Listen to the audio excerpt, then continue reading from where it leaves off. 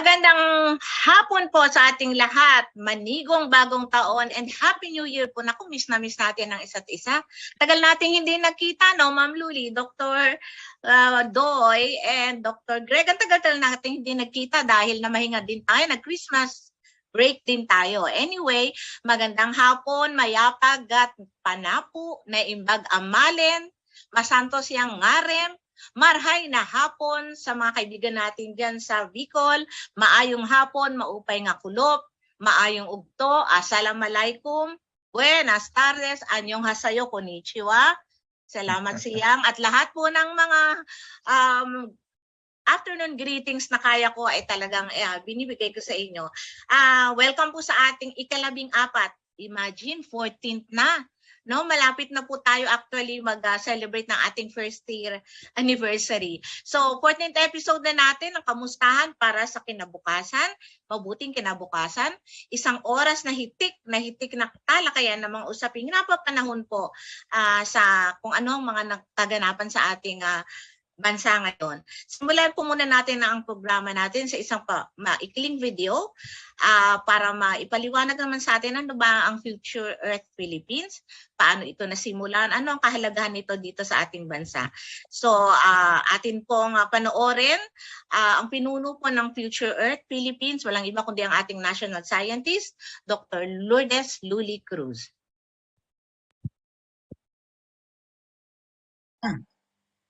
Magandang hapon po sa inyong lahat. Nandito po ako upang ipaliwanag ko ano ba ang Future Earth Philippines. Ito ay isang initiative of the academe and other concerned citizens to help attain sustainability. FEP is a member of Future Earth, a global network of scientists, researchers, and innovators for a sustainable planet. Nandito po sa kanan ay isang representation ng UN Sustainable Development Goals, kung saan pinapakita dito sa wedding cake representation na integrity of the biosphere is the foundation for sustainability. Dito sa biosphere, ang life on land, life below water, clean water and sanitation, at climate action. If we have a healthy biosphere, then the society can develop well, and accordingly, the economy will also improve and become sustainable. The reason why we formed Future Earth Philippines is because in about 2017, nakita namin itong graph na ito na inilabas ng Ecological Footprint Network Organization, kung saan pinapakita ng ating biocapacity at ecological footprint ay naging ganito ang trend dito, na ang biocapacity natin na noong about 1960 hanggang sa mga 1962 or 63, balanse pa ang ating biocapacity at ecological footprint. And simula noon, nag-decrease, bumaba ang ating biocapacity to 0.5, ito yung 2016. Samantalang ang ating ecological footprint naman ay tumaas to 1.3. So may deficit tayong 0.8 global hectares per person. At dito rin pinapakita na simula noong 1962 ay talagang naging may deficit na tayo tungkol sa ecological footprint natin at biocapacity. So andito kung paano natin nasisira ang ating kapaligiran, ang ating ecological footprint sa deforestation, pollution sa atmosphere, at saka sa plastics at coral reef destruction ng marine ecosystems. Dito naman sa pinakahuling report ng UN Sustainable Development Group, na ang Pilipinas ay ranked number 103 out of 165 countries. At pinapakita rin dito na on track lang tayo with respect to attaining SDG by 2030 with respect to climate action, SDG 13. So dito lang tayo may check. Samantalang nakakalungkot na makakita dito na with respect to quality education at saka life on land, tayo ay deteriorating. So X tayo dyan. with respect to the other SDGs, either tayo ay nag-i-improve ng konti or kundi kaya ay stagnating, hindi tayo umuunlad tungkol dito sa kalagayan ng ating mga SDGs. Kaya kung naisipan namin na mag-usap-usap linggo-linggo kung matalakay natin dito sa Filipino SDG Action Hour kung ano ba mga problema natin at kung paano tayo magkakatulong-tulong para magkaroon tayo ng mabuting kinabukasan. Salamat po. Ayan, maraming salamat Dr. Luli doon sa iyong short pero napaka talagang malaman na video kasi na intindihan na namin bakit kailangan may future earth. Nako, nakakawindang yung meron tayong deficit sa ating ecological footprint. So thank you again, and from time to time po mapapanood natin yung video na yan, lalo na para doon sa mga baguhan pa lang na nag-a-attend ng ating Kamustahan. So sa hapon pong ito ay napakasaya po natin at talaga namang nabiyayaan tayo ng dalawang panauhin na magdidiscuss sa atin na talagang eksperto sila pagdating sa traditional na medisina at environmental sustainability. Meron po tayong dalawang panauhin. Ang una po nating panauhin ay nanggaling sa Institute of Environmental Science and Meteorology ng University of the Philippines in Diliman. At siya po ay walang iba kundi si Dr. Benjamin M. Vallejo Jr. At ang ating pong pangalawang panauhin ay talaga pong nakatutok at expert sa larangan ng traditional at alternative healthcare. Siya po ay from the Philippine Institute of Traditional and Alternative Healthcare, si Dr. Rodrigo Angelo C. Ong. So pakinggan po natin ang ating mga panauhin para sa kanilang mga presentation at ang mga katanungan nyo po mamaya ay maaari nyo pong isulat ito doon sa ating Q&A box. Okay. Go ahead po, Dr. Vallejo and Dr. Ong. Okay, magandang hapon. So, kasama si Dr. Ong, pag-usapan namin yung traditional medicine at yung environmental, how it relates to environmental sustainability. Ito hindi pa masyadong napapag-aralan, pero nung nagkaroon ng COVID-19, nagkaroon tayo ng atensyon dito sa tinatawag na planetary health, no? Yung relationship ng healthcare systems at na sustainability. Kasi hindi natin maihiwalay yung usaping kalusugan sa environmental sustainability, no? So yun ang tatalakayin namin dun kasama si Dr. Butch. Kasi mga healthcare systems, no, meron siya environmental impact at yung outcomes for healthcare, importante yan, no? Lalo na sa tinatawag natin na ma-meet yung SDG 3, okay, about health for all. Bigay ko ngayon yung floor kay Dr. Butch Ong sa kanyang sasabihin niya opening pananalita tungkol sa traditional health. Okay, thank you, Dr. Ben, for the Institute of Traditional and Alternative Healthcare. No, napaka-importante talaga sa amin na maisulong talaga ang agenda ng traditional health, no, into universal healthcare. Kasi naniniwala kami na for a country to be well, no, we need to start from the grassroots, no, and that is primary healthcare. No? Kapag tayo ay naniniwala at gumagamit ng ating yung sarili nating healthcare system, no? Marami naman tayong pamamaraan dyan, like yung ating hilot, yung ating mga herbal medicine industry, no? sa Pilipinas ay napaka-rich, no? We will be healthier, no? Kasama na rin dito syempre, no, ang pagsulong ng traditional medicine, no, sa mga ating ospital, sa ating mga paaralan ng medisina, no, para magamit ng ating mga doktor yung traditional medicine sa kanilang practice, no.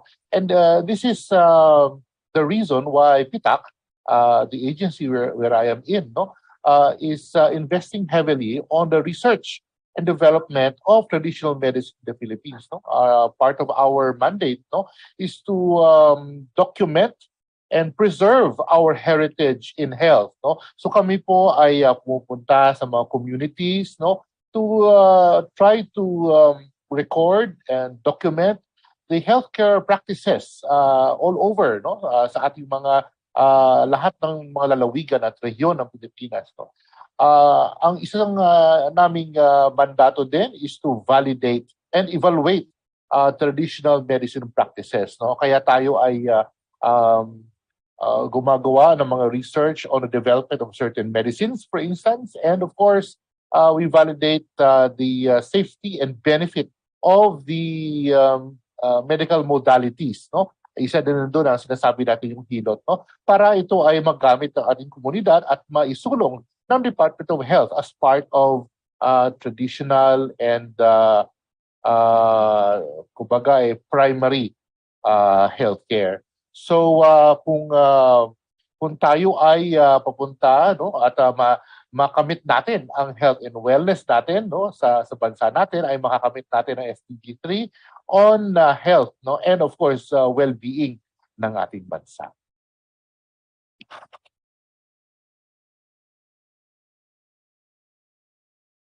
Okay, meron kasi kaming prepare na presentation, so kung pwedeng is ma-share ko lang screen. Oo.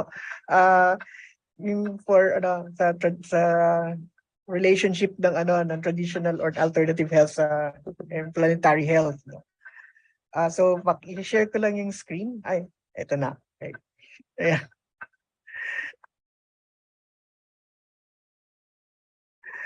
Okay, siguro magandang starting point ng discussion natin kasama si Dr. Butch. Ito, ano ba relationship ng traditional medicine and planetary health? Ito yung naging focus na ngayon niya pagkatapos ng COVID-19 pandemic. Kasi nakita natin sa COVID-19 yung relationship ng biodiversity, zoonosis, infection, economic and social in sa transmission of COVID-19 na naka-apekto sa global economy. Hanggang ngayon, nakaka-affect pa rin siya. So, tingnan natin yung sa SDG 3. Okay, sa SDG 3, good health and well-being. So, mabuting kalusugan sa lipunan natin, global society. So, ngayon, ito yung definition ng ng WHO. I think alam to ni Dr. Butch. Ayon sa WHO, ang traditional medicine ay the sum total of the knowledge, skills, and practices based on the theories, beliefs, and experiences to different cultures, no? Whether it's explicable or not, okay? Used in the maintenance of health as well as in the prevention, diagnosis, improvement, and treatment of physical and mental illness. So, ito yung kabuuan ng kaalaman, no? Ng mga tungkol sa kalusugan, no? May mga teorya na yung bawat kultura, may teorya at mga paniniwala tsaka mga experiences nila. Ngayon, kahit ito'y mapapaliwanag ng agham o hindi pa, ito'y ginagamit na sa maintenance ng health, no? Lalo na sa diagnosis improvement tsaka para maiwasan ang sakit. At hindi lang yung sakit, hindi lang physical, pati mental illness. Siguro bigay ko kay Dr. Butch kung may maidadagdag siya sa definition ng traditional medicine ng WHO. Tama si Dr. Ben, no? Yung traditional medicine is actually yung ginagamit ng bansa, no? The indigenous practices conducted in a country, no? Ngayon sa definition natin, or at least ang pitak ng ginagamit namin on traditional medicine, no? Any health practices which have been used in the country for the past 50 and more years is considered traditional medicine, no? So kung bibilangin natin, no, 2023 minus 50 years, no? So if the practice has been there, no, that will be considered traditional medicine, and it will be already under our purview sa PITAC, no? So in comparison with modern medicine naman, no, we know modern medicine is or has been in existence, no, since the early 1900s. But even before that, traditional medicine has been practiced, no, even in our country. So ito ang goal natin ngayon, no, to preserve and to integrate both traditional medicine and modern medicine. So Dr. Ben? Okay, Ngayon, nung ni-research ko to, kinausap ko rin si Dr. Butch Ong tungkol dito, no? Yung traditional medicine sa labas ng original cultural context.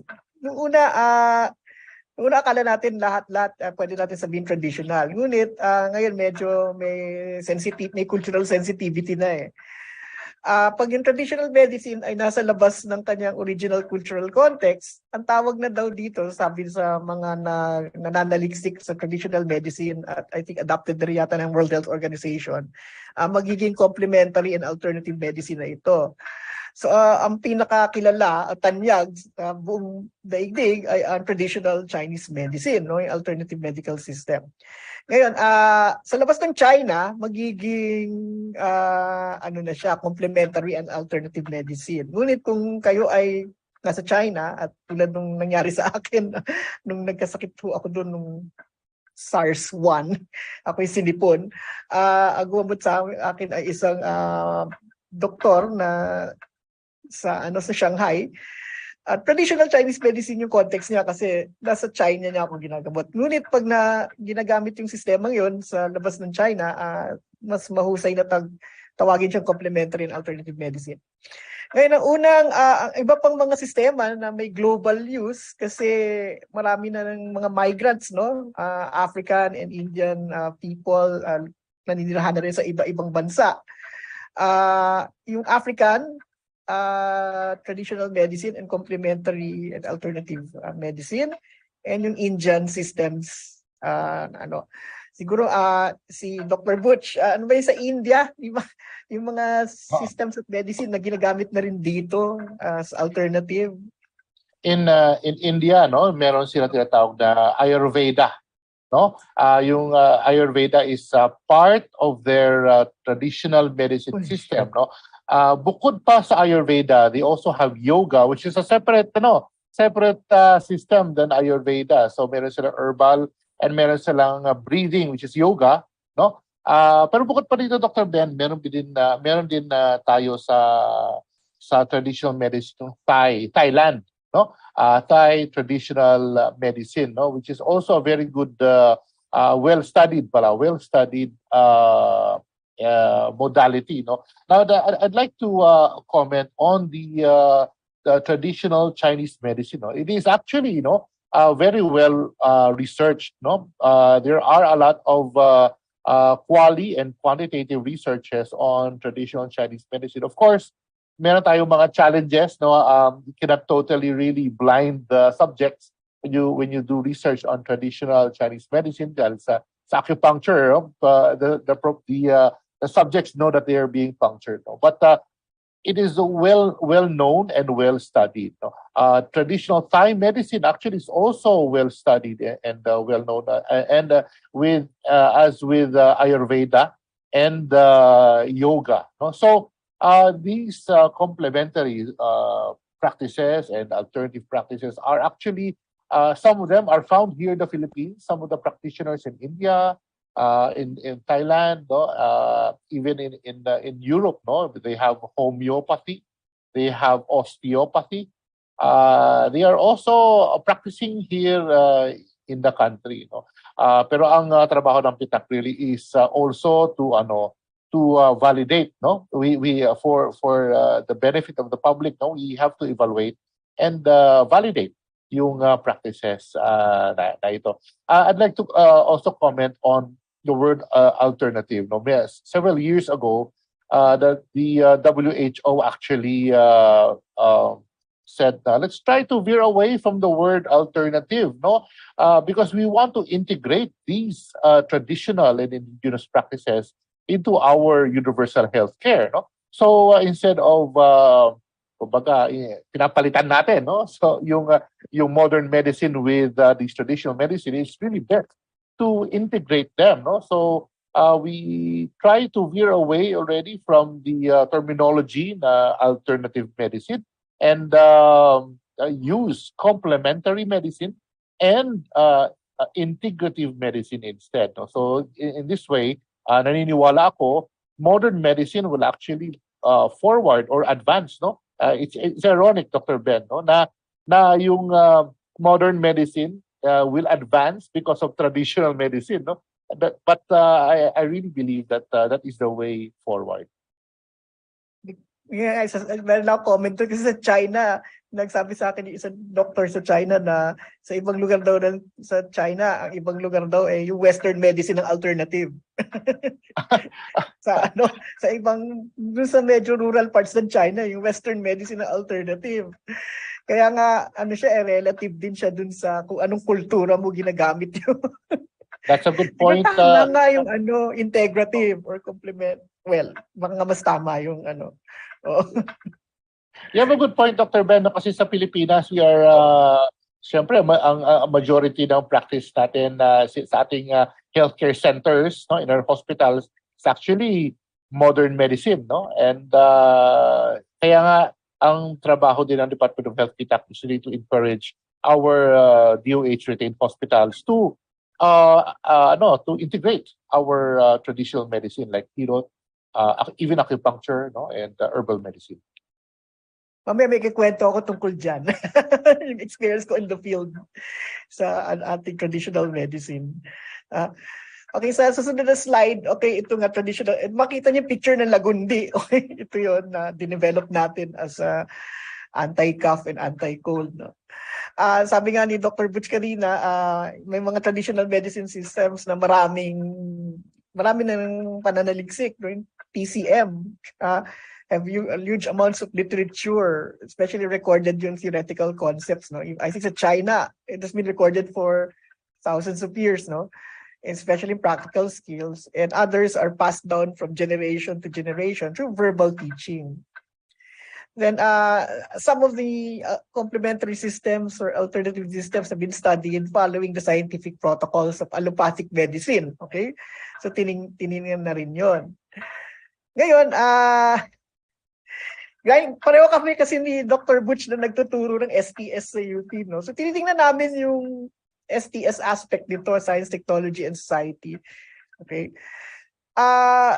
Sa STS syllabus kasi sa UP, no, nagsastart kami yung may mga philosophical questions kung ano ba talaga yung agham, anong kaya niyang i-explain, di ba? Sabi natin, may scientific method, magtatanong tayo ng scientific questions, ang masasagot lang niya yung masasagot nung tanong, yung kung ano yung in-identify natin na factor, no?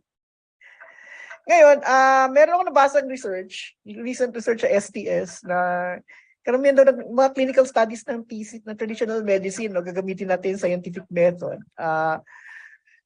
Nasisimplify daw yung phenomenon perceived by the traditional doctors. Kasi yung pagtingin ng diagnosis ng mga traditional doctors from mga nag-aral din ng Western medicine, medyo iba eh. So, pwede daw magkaroon ng different health outcomes. May tanong natin kay Dr. Butch Ong, ano yung nito, implications, no? Tapos, scientific and clinical research on traditional medicines does not always fit the Western model for medical research. I think nabanggit na yan Dr. Butch sa acupuncture kanina, which may make publications of the results difficult, no? Kaya kailangan din natin tingnan yung global south and global north health inequities. Okay. So, Dr. Butch, anong masasabi mo dito sa yung nag-research on yung nasisimplify daw yung phenomenon na nakikita na diagnosis ng traditional doctor? It's both actually it's both simplified and complicated, no? When you talk about simplification of the phenomenon, no, it's actually narrowing down the diagnosis to either, in our paradigm, either lamig, init, no, hangin, kung naalala mo yun, no? Sa maliliit tayo, yung mga sinasabi ng ating mga magulang, mga lolo. Pasma? Pasma, oo. But for example, pasma can have many interpretations in modern medicine, no? Pasma can be actually stroke, or pasma can be muscle spasm, no? So that actually complicates it also, no? So yeah, the terminologies tend to simplify the phenomenon, no? But then one particular terminology like pasma can have a myriad of diagnoses. when I lecture on traditional Chinese medicine, for instance, no, sa ating mga medical students, no, sinasabi ko that diabetes mellitus, no, can actually have many traditional Chinese medicine diagnoses. No? Sa atin, sa Western diagnosis, either diabetes type 1 ka lang or diabetes type 2, depending on how your insulin is being produced or otherwise. No? But in Chinese medicine, it can manifest as phlegm or phlegma. No, it can manifest as cold. So we need actually to do more research on how to make the two systems, traditional medicine and Western medicine, how kung saan pwede mag-overlap sa understanding. No? And most recently, specifically last year, no, I was able to attend the WHO ICD-11 training. It's an International Classification of Disease 11th version training, wherein we try to classify the diseases through codes. May code yan, by numbers. No? And this is a very good tool actually for research. No? For instance, no, I can make a survey or a research tool, for instance, using ICD-11, no, to both medical practitioners in modern medicine and for acupuncture and for, let's say, hilot. No? There, the practitioners can code kung ano yung mga diseases na nakikita nila according to their understanding, to their paradigm. No? And then later on, the researcher naman, no, can try to identify and link the two codes together, no, yung traditional and Western medicine. No? So itong sinasabi mo na in your second bullet here, no, there might be a way already, no, to fit the Western model with the Eastern or the traditional model, no, and the ICD-11 actually already paves the way. No? Bago-bago lang to, Dr. Ben, the ICD-11. So siguro, no, moving forward, this will be the next step natin into understanding how traditional medicine, what the paradigm really is. Okay, maraming salamat, Dr. Butch. Next slide natin, yung sources of biodiversity. Kasi pag nirelate natin sa environment, malaking issue yung traditional medicine and also biodiversity kasi karamihan ng mga pharmaceuticals and traditional drugs are coming from biodiversity.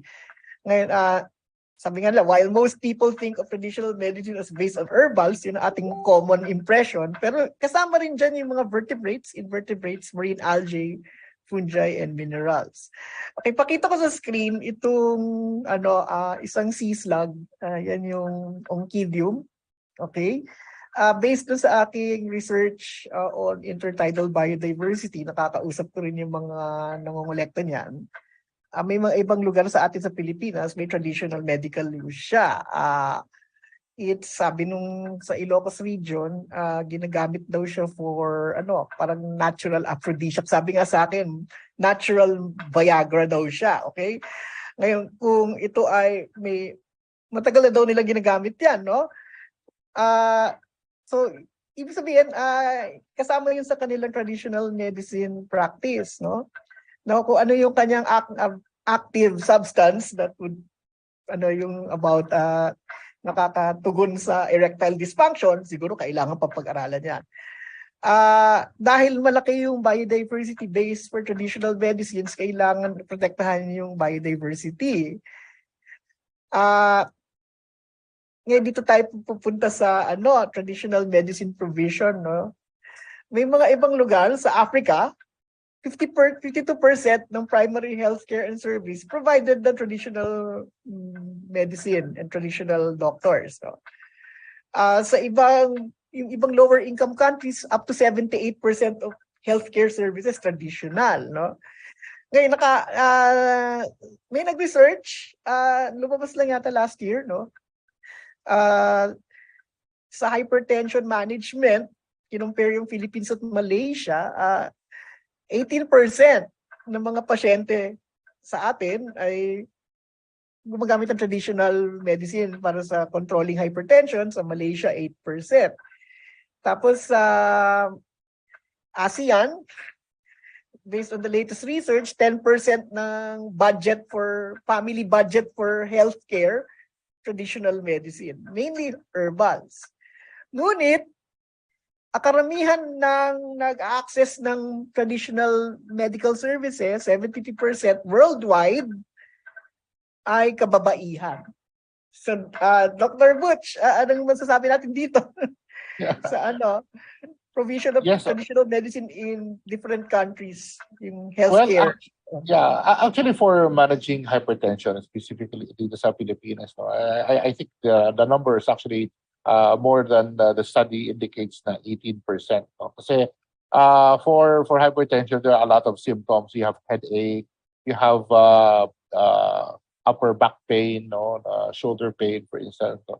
Pag tumataas ang yung ating presyon, no, dahil sa stress, we feel a lot of these symptoms, and many Filipinos go to the hilot, papahilot sila for their symptoms. No? So yan ang sinasabi ko kanina, Doc Ben, no, yung the diagnosis of hypertension, no, can have a different meaning, no, or terminology sa traditional Filipino medicine. No? So for example, meron kang pilay. Let's say may pilay ka sa shoulder, for instance, no? You have shoulder pain. No? That could be hypertension already.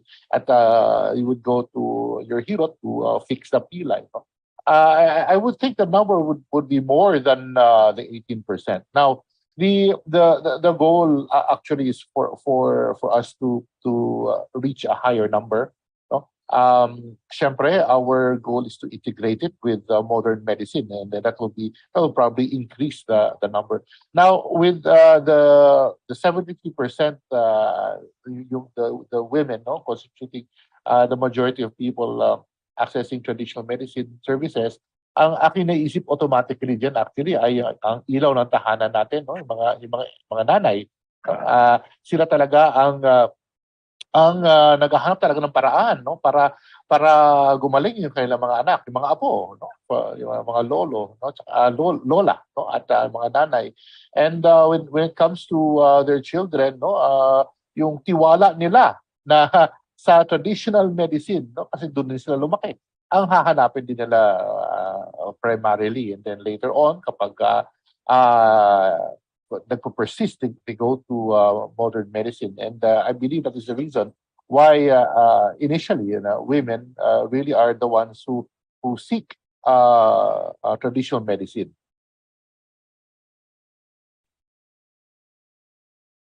Okay, so dating na tayo sa yung relationship na sa environment. Ngayon, may isang study na ginawa bago nag-COVID-19 pandemic sa China. Okay. Kasi in-audit yung carbon footprint ng healthcare system ng China. No? Dahil defined yung traditional medicine sa China, okay, so mas maliit yung carbon footprint ng traditional medicine system compared to the Western medicine system. Kasi more technology intensive yung Western medicine. Pero ang traditional Chinese medicine, hindi kasing katulad ng gano'n, no? And isang issue pa rin sa traditional medicine is yung source biodiversity. Kaya biodiversity conservation is very important. Hindi natin maihiwalay ito sa food security kasi global food security is also based on biodiversity. So talagang sabihin kung magagaranti natin yung food security, most likely magagaranti rin natin traditional medicine as a healthcare system. Now, kaya nga sabi sa isang research, a crucial factor in medicinal plant research and clinical practice is sustainability. So the term sustainable medicine describes the importance of considering the long-term use of both traditional and synthetic drugs, no? From a perspective of reliable and non-destructive sourcing for the future. Malaking issue na kasi ang bioprospecting ngayon. No? Example, may nabasa ako na recent study about yung isang sponge na meron siyang anti-COVID properties, no? Question is, let's say napatunayan na develop for clinical use, no? How can we guarantee that there is enough sponges of that species to provide the active compound, no? And also, alam naman natin na yung mga indigenous peoples, mga katutubo, meron silang right to the medicines, no? They have the right to the medicines that come from their traditional sources, and also yung kanilang stewardship and care of the environment. Ngayon, ito ang mapapatunayan sa COVID-19 na kailangan pag-aralan pa. Especially ngayon na po, nandito na tayo sa stage na we have to live with COVID, no? Expectation ay lalaki yung kailangan na ma-provide ng service ng traditional and alternative medicine. So kailangan din lalaki yung contribution niya sa global health services. Ang tanong lang, let's say marami na nag-traditional medicine sa global population. Ilan tayo? 8 billion people. Is it possible that it is sustainable? Okay? To pag lumaki yung share ng traditional and alternative medicine. So, yan yung So, Dr. Butch, anong comments natin dito? That's actually the challenge we have now, no? Specifically with herbal medicine, no? We of course we talk about herbal medicine, we need land, no? Kung saan natin palalaguin yung ating mga herbs, no? One specific example is lagundi, no? Yung pinakita ni Dr. Ben kanina, may halaman siya pinakita, no, na may 5 dahon sa isang stalk, no? And that's the one, no? It was found out actually by UP, by NIRPROM, no, ng UP, that the lagundi that we have in the Philippines has the highest let's say concentration of the active ingredient which is beneficial for asthma, no, for respiratory diseases, and that's why we use lagundi for cough and for asthma. But did you know that lagundi is also found in India? It's also found in Indonesia and Malaysia. It's a very Asian talaga, lagundi. It's used in other countries for stomach pain, no, indigestion, much different from the way we use our lagundi here. And I believe it's because of the environment, specifically the soil that we have here in the country, no? Tingin ko yun ang nagbibigay ng properties ng halaman na ito, no? But let's go back to the question of Dr. Ben, no? Habang dumadami ang ating population, lumalaki ang ating population sa Pilipinas, no? Of course, we are losing land. Saan ba titira yung mga kababayan natin pag dumadami ng mga pamilya, no? And we are of course afraid of losing tracts of land, no? Which is used for the herbal industry, no? And we need to find a way, technologies, for instance, no, to keep on producing our herbal medicine at a high quality, no? I can imagine that, as you know, nabanggit ko kanina, yung soil quality natin must be the one which contributes the high beneficial medical benefit of lagundi, no? If we're going to go into hydroponics, for instance, no, yung nutrition which we put into the water must be, let's say, parang at least equal that is found, the nutrients found in soil, no? So yun ang mga dapat natin tuunan as we go, no, forward, no? Yung usapin about do we have enough, do we produce enough for our population? And yung COVID-19 na nabanggit ni Dr. Ben, at the start of COVID-19, as a physician myself, no, we were actually scrambling for what medicines to use, no? COVID-19, we used to call it NCOV-19 dati, no? Noong 2020, no? NCOV. We were scrambling kung ano bang pwedeng gawin dito sa bagong disease na ito. And fortunately, no, we were able to research on several things, no? We researched on tawa-tawa, we researched on lagundi, even virgin coconut oil, no, for its benefit or use against COVID-19. And I think traditional medicine really does have a role, no, in keeping our society healthy, no? There are just certain challenges lang talaga. Habang dumadami ang Pilipino, lumalaki ang population natin, no? We must find a way to keep our herbal industry up and running, no, to feed the need, no, to fill the need.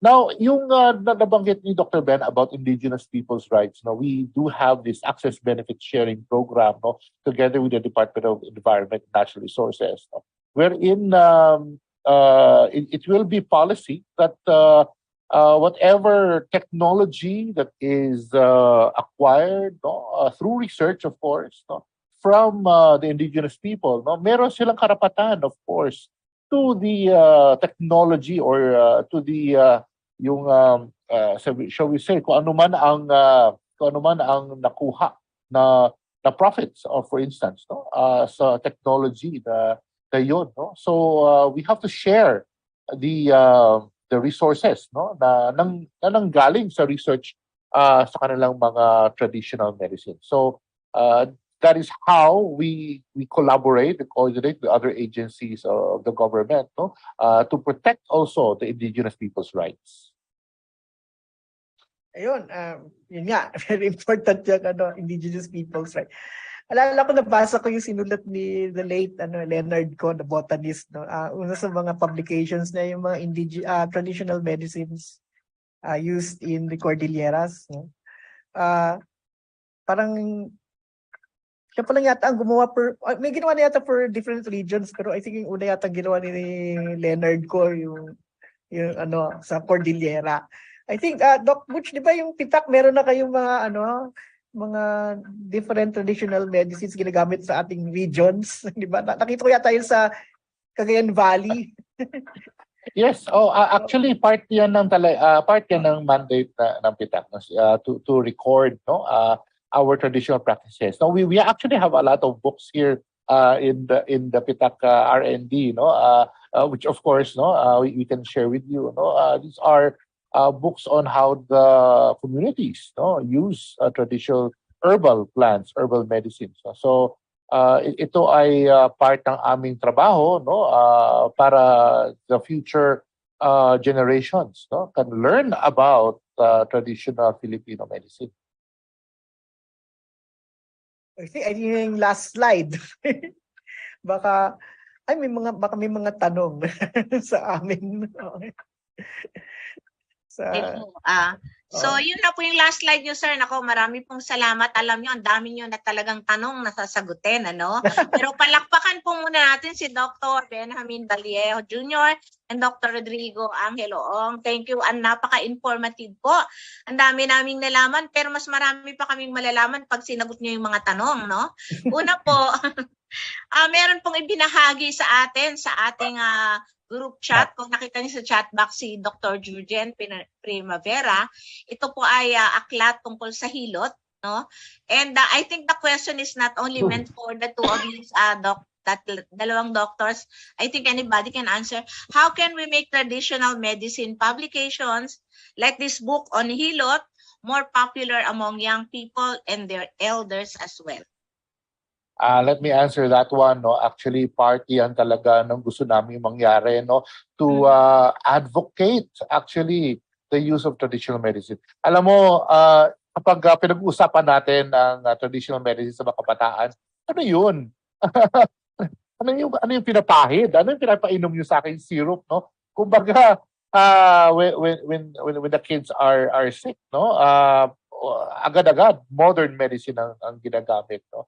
But with regards to the question about the publications, no, we have a specific division. We have the Social Advocacy and Training Division of DOH PITAC, whose mandate, no, is to go into the communities and to go into the hospitals and the medical societies all over the Philippines, no, to advocate the use of traditional medicine. Actually, ang kailangan lang naman gawin, if you want to learn more about how to prepare community herbal medicines, no, susulat lang po kayo sa advocacy division, no, and they will be more than happy to go to the communities and to teach the communities on how to prepare and identify, of course, these traditional plants.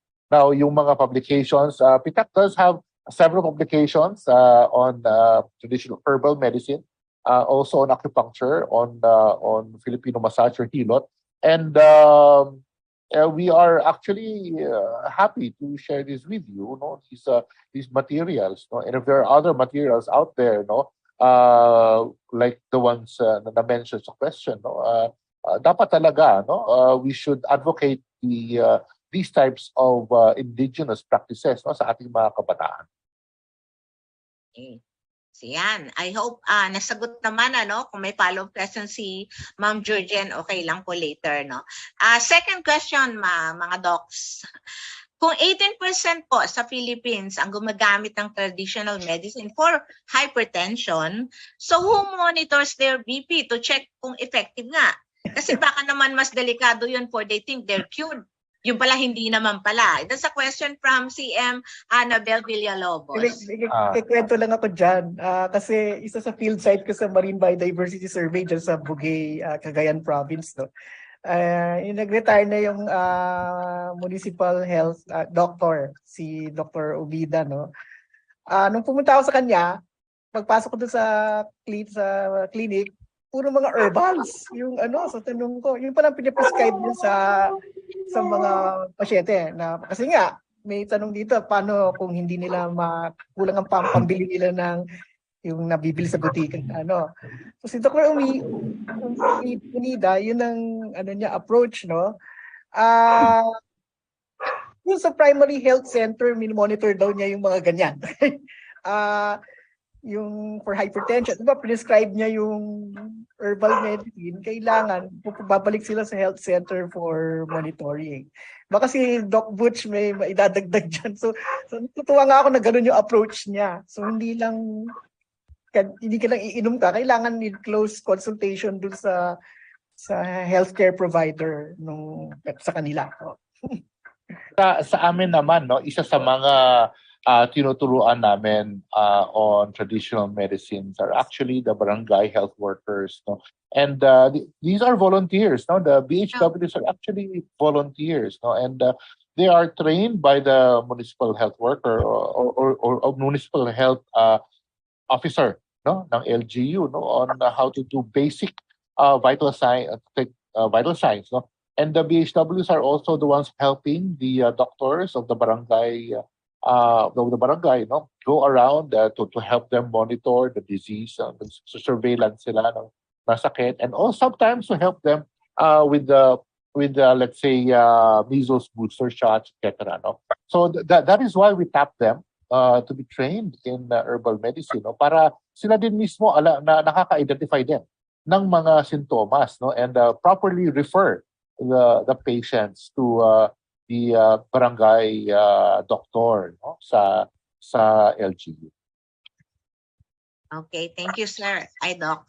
Meron pa po dito. Ano po ang maipapayo ninyo sa publiko kaugnay po dito sa topic na tinatalakay natin? Marami po ang nag-shift to traditional medicine because they cannot afford yung conventional or traditional medicine nga. Any reaction po? Thank you po from Bel Surara from Radio Aguila of Net 25.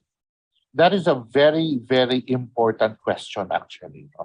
Because what we are talking about is the health of a nation. No? SDG 3 is not only well-being but good health. No?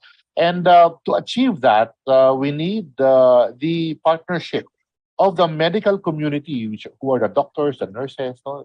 And of course the traditional medicine practitioners, and of course the public. No? Yung tatlong stakeholders na yan must collaborate and coordinate each other, no, to achieve SDG 3 or good health. No? So pagdating sa acceptance, no, ng traditional medicine, no, ang personally as a physician, ang gusto ko talaga is the acceptance also of the doctors, so they can talk together, no? Yung mga medical doctors and the traditional healthcare worker, and of course the patients, they understand each other, no? Now, dumadami din, and I'm glad dumadami yung mga gumagamit ng traditional medicine, no? But ang sinasabi din namin is kapag nagpo-persist yung illness, we must be able to refer our patients, no? Kung tayo traditional med or tayo hilot, for example, please refer, no, to the LGU doctor, no, for further care, no. Yun talaga ang for me, no, to achieve the SDG 3 sa Pilipinas, no, we have to cooperate, no, to talk to each other. Actually, it's a very STS discussion, no? Tinuturo po namin yan sa UP, that the modern medical practitioners, no, should be able to understand the traditional medicine practitioner and vice versa, no? So we can help the people, no? So for the benefit yan ng ating public. Okay, thank you po. Ito po, meron pa po dito. Ma'am Jurgen, tawagin po kita later kasi maganda din yung question ni Ma'am Jurgen mamaya. Ito po, sir, for Lagundi and Tawa-Tawa, may data pa regarding the components of efficacy kung propagated in different parts of the Philippines? Oh, that's that's our next project actually, no, yung mga specific sa Tawa-Tawa specifically, no. But I think UP NIH, no, has a or UP IHM, no, has the data on the different characteristics of the different Lagundi species, of course, and the areas, no. I believe they have that data. But for the other, yan ang balak kong susunod na researches dito sa PITA. For Tawa-Tawa, for instance, and let's say Sambong, no, or Pansit-Pansitan, yan ang susunod nating mga project. Okay po. Thank you, sir. Doc, ito naman po from academician Seferino Maala, what is the percentage of Pinoy doctors that actually prescribe traditional drugs to their patients? Do you have data po for that? Okay. Well, actually for COVID-19, tumaas. The COVID-19, especially when we found out that Lagundi actually helps with the symptoms of mild COVID-19, lalo na yung difficulty breathing nung una, no? Kasi ngayon ang symptoms ng COVID halos hindi na yung ganun na difficulty breathing, no? But at the start, no, kami mga doktor, no, especially yung mga private, yung mga GP, yung mga internists, no, we were really trying to find out kung anong mga pwedeng ibigay sa aming mga pasyente para lang gumaling sila, no? And Lagundi was actually part of the solution, no? And more doctors learned how to prescribe Lagundi. But in general, no, I wish there were more. In general, I wish there were more doctors who would prescribe traditional medicine, no? Understandably, mas marami ang hindi pa nag-prescribe ng traditional medicine. But that's the challenge that PITAC has to overcome, no? We have to just say convince our doctors in the country that yung pong neighbor namin dito, doc, na dengue yung anak niya. So hindi bumababa, hindi tumataas yung platelet. So polihim na pinapainom ng nanay nung pinakulong tawa-tawa. And bumababa yung yung platelet ng pinapainom, pero tinatago niya kasi sinabihan siya ng doktor na wag. Okay, magpapainom ng kung ano-ano dyan. Hindi lang medicine na to, parang ganon. So, yeah, so kayo wala pa talagang talagang tinatago din ng mga nanay. Anyway, meron pa po dito, are there resource materials daw about Bicol traditional and alternative medicine integration in the primary health care system? From Nina Francia Bergonio. Oh, regarding the primary healthcare system, last year, no, we nominated acupuncture for the treatment of low back pain sa Department of Health, no, sa HTAO, no, for the endorsement, no, para ma-include siya sa PhilHealth, no, sa Universal Healthcare, no. So that's one of the first attempts of PITAC to do so, no. Unfortunately, of course, the priorities are still COVID. There are other priorities also. So we will not stop in nominating traditional medicine sa universal healthcare, no. But with regards to its use in the communities, I'm happy to tell you that there are now a lot of LGUs who have been requesting us for support or assistance in how to propagate an herbal garden, no. How to make an herbal garden in their community. So, syempre gagawin namin, we will do soil analysis. Tingnan namin kung ano yung mga halamang gamot na pwede tumubo sa kanilang area, no? After that, we'll teach them how to take care of the seeds or seedlings, no? And then after that, we'll help them, we'll assist them in teaching them in how to prepare these. So, paano pakukuluan, paano siya gagawing syrup, no, for instance, or ointment, no? So there are now a lot of communities looking for this Oh. kind of project. So, Dr. Butch, baka mamaya pwede niyong iiwan yung contact details niyo kasi may mga LGUs tayo dito ngayon na nakikinig sa atin. Okay po. So, may question po si Dr. Georgian Primavera. Yes, ma'am, shoot niyo na po yung question niyo. It's all about aphrodisiac. Yan. Sige, ma'am, go.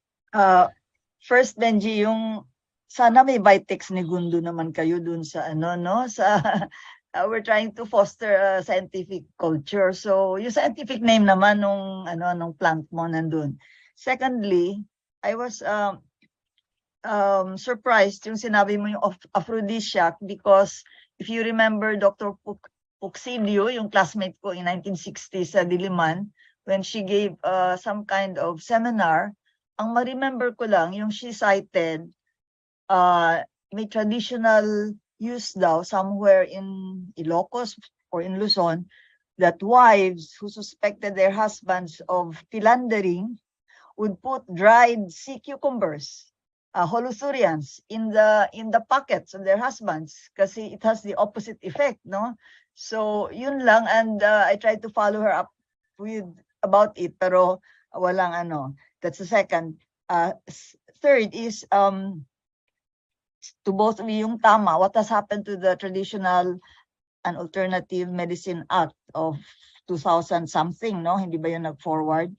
And then itong I think maybe we can mention pioneering effort, alam ito ni Luli, no, ni NS Cruz, yung Herbanex, no, where I visited maybe more than 5 years ago, yung experimental plot of herbals na may promise at that time, nandun yung tawa-tawa, kung ano-ano, yung lower, yung alternatives to sugar with low calorific, whatever, ganon.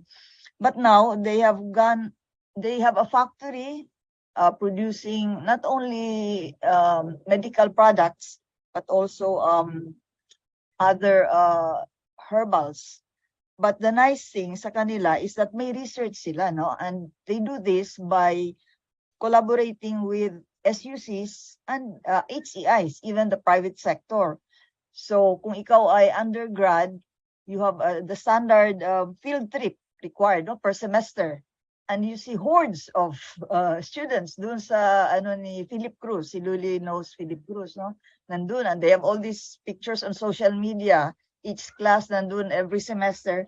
But further than that, some of them go into research, nagko-collaborate with Herbanex, and they publish. And in fact, yung isang FDA-approved use of tawa-tawa, I forget now the scientific name, was a result of this collaborative research between Herbanex and some student, no, some undergrad student. So yun for comment. And my last is on hilot. Kasi ako, talagang I believe in hilot. Maybe I was imprinted, and I think yung rural people, I grew up in the province, mas maano sa hilot kaysa urban, I think, no? Ay, ako din, ma'am, nagpapahilot ako. Yes. Di ba ma'am, pag hinilot ka tapos nadighay ka, magaling, okay yun ang pakiramdam mo. Yes, kasi for me, dalawang uses ng hilot. One is yung regular, yung well-being ko lang every week or every 2 weeks. Stress reliever. But the other is when I have, kung once yung anak ko, he was 3 years old at nag-backride sa bisikleta, yung foot niya got caught in the spokes of the bicycle. Ayun. Hapon na yun, wala nang clinic, nagpatawag ako ng hilot ko. And hinilot niya, no, yung the tarsals and the metatarsals. Alam niyo naman yun, your zoologist, your scientist. Nahilot niya yun, yung ang galing ng hilot ko. But of course, the next day, punta din ako sa clinic, no, para I do that, yung complementary medicine. But I think a lot of Filipinos do not have the opportunity, are not aware of this possibility, no, that they are not contradictory, that they can complement each other, and we lose out on this. So yun ang ko about yun, tama. Can that be more utilized to really achieve the objectives of traditional or alternative or complementary medicine? Benji and Dr. Butch. I-comment ko lang ma'am dun sa aphrodisiac.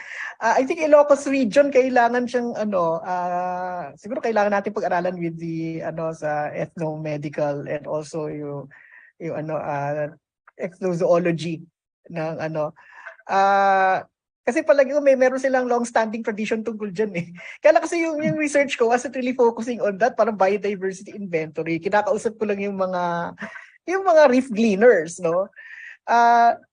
Siguro kailangan siguro gawa ng more systematic research, especially with our anthropologists, especially medical anthropologists, and ethnozoologists, yung tungkol dun sa mga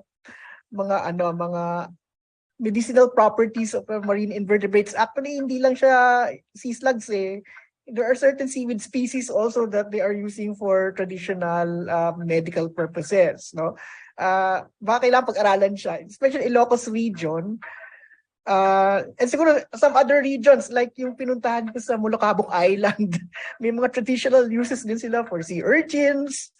So, kailangan din sigurong pag-aralan 'yon.